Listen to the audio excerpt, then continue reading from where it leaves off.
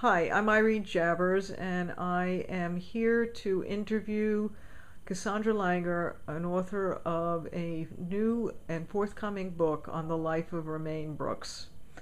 Cassandra, can you tell us about how you got involved with this project and what it means to you and why you would like others to become part of Team Romaine?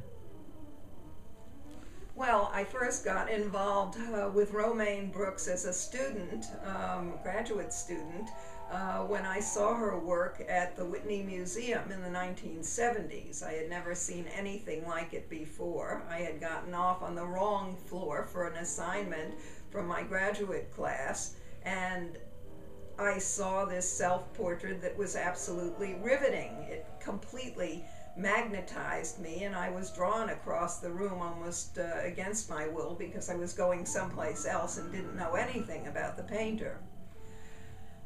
I became curious after realizing that this was a self-portrait of an out lesbian woman, and I didn't know anything about her. And what time period did she live in? She lived from 1874 to 1970 and died at the age of 96 in Nice, France. And she knew practically everyone who was to be known, correct? Could you name some names of those famous people that we now know?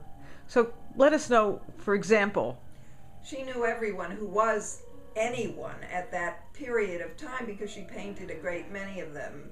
She knew Winteretta Singer, who was one of the wealthiest women expatriates living in France who became her lover. She knew Natalie Barney, who was famous in France for her writings and for her wit, and had a 50-year relationship with her. She knew Lily de Gramont, who was one of the oldest and most noble families in Europe and in France at that time. She knew Man Ray. She knew practically every writer you can think of any consequence. Cocteau, who she painted also with the Eiffel Tower in the background. You name them, she knew them. So she became, in some ways, a documenter through her portraits of celebrity culture during that time.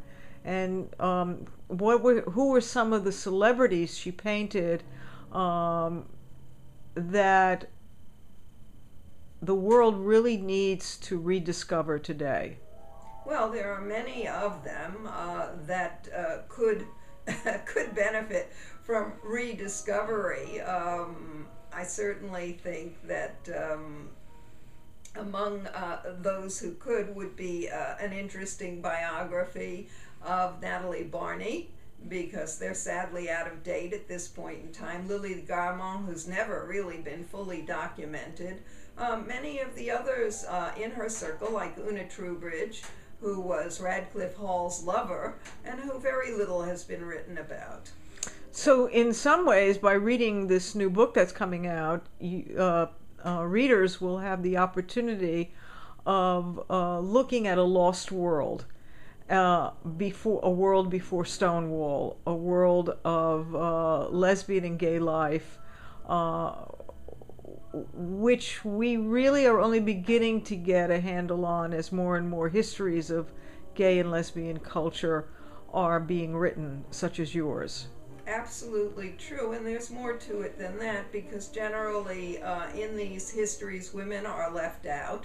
Romaine Brooks was considered, along with Virginia Woolf and Gertrude Stein, one of the primary formulators of culture at this time. She was considered, along with Mary Cassatt and Cecilia Beaux, to be one of the top three expatriate painters working in France and internationally at that point.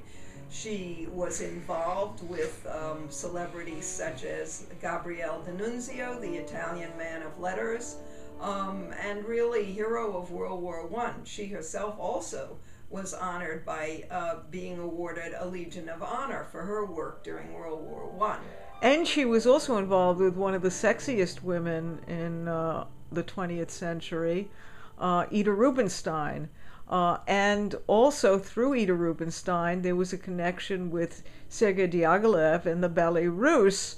And in the background, we're hearing some music by Debussy. So she also knew Debussy and the whole circle of international culture, which people who are interested in dance and ballet and costume design and set design will really learn a great deal about that world by entering the pages of this new forthcoming book.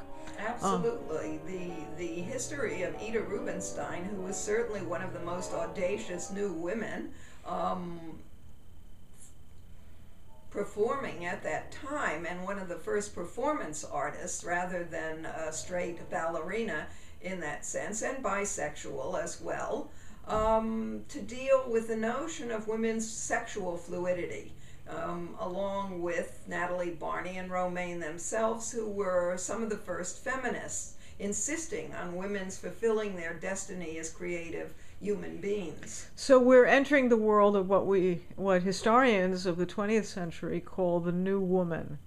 And Romaine, also by documenting these celebrities, were documenting the life of women who were trying to free themselves from Victorian constraints. Absolutely, in every way possible. The fashion statements she makes in her portraits, in terms of clothing, in terms of the kind of wit and humor she has, the biting irony in some of the portraits through the use of animal figures which are stand-ins for various people. She knew particularly some of the husbands of some of these women, since convenience marriages were de rigueur at that time for many women to have any freedom at all, including herself. Also, the book has intimations of a political tendency in Romaine, which you develop throughout the book, about her fascination, maybe unconscious fascination, unaware fascination, with a fascist aesthetic, which you go into great depth in the book. And can you give us a little soundbite about that?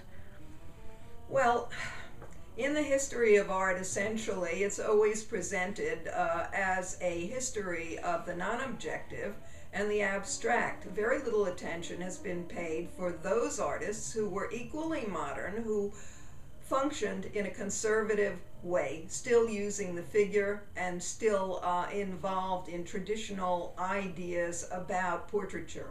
Romaine was startling in this sense, in that she opted for a palette of tones of gray, and this was very much influenced by Debussy's music and nocturnes, and by her choice to do away with color in her portraits, which was pretty innovative for the day. But wasn't that also her great influence was D'Annunzio, who was the architect of Italian fascism, and in some way she was greatly influenced by many of his ideas around the heroic, as exemplified by the portrait that's on the table. If you could explain a little bit about that portrait, that Byronic portrait of herself on the table. That portrait is a linchpin to Romaine Brooks's development of her own aesthetic, which she referred to as her severe style.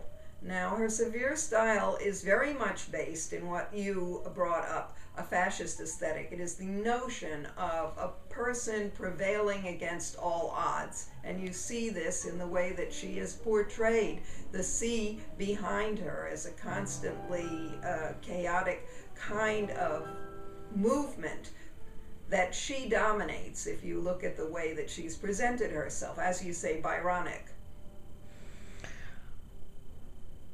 How can we become involved with Team Romaine, and what can we do to help your project? I'm here today to ask you to become part of the team, because given the cutbacks in funding for not-for-profit and academic presses, they can no longer afford the personnel nor the funding for the illustrations that are required for art books. And an art book without pictures simply isn't. So, what kind of funding do you need for what kind of publishing and what kind of materials? I'm here today asking you to become part of Team Romaine. I am looking for $4,000 to pay for 24 illustrations to make this book the kind of book that Romaine Brooks deserves, and to help me return her to the history of American art where she belongs, along with Mary Cassatt, Cecilia Beau, and the women who were the primary portrait painters and developed portraits in the history of American art and international art. So, to help with this project is to help with adding Romaine Brooks to the Her Story archive, and donations for this project will enable you to get this book out so that a more general public would be able to read about her accomplishments. Absolutely. She lived a fascinating life. She was a fabulous, creative woman who rose above an incredibly difficult and traumatic childhood, which I go into at length in the book. And also because Brooks is an important part of our overall history, not just gay history, but women's history and American history. Not to mention the fact that she had her own unique conceptualization of what it meant to be a modern painter within a modernist movement that came from the right rather than the left. Absolutely, and this has not been gone into because people have been very uncomfortable discussing fascism, discussing those that were conservative, like Ezra Pound or Eliot, or any number of other artists and writers of the period who were conservative in their overviews and very afraid of another war. So, those of us who are already on board Project Romaine would like to encourage people to please make donations for the Romaine team. Is there anything you would like to add before we stop? There are some interesting rewards. Make sure to take a look at them on the Team Romaine project, and I'll be happy to address any questions via the internet.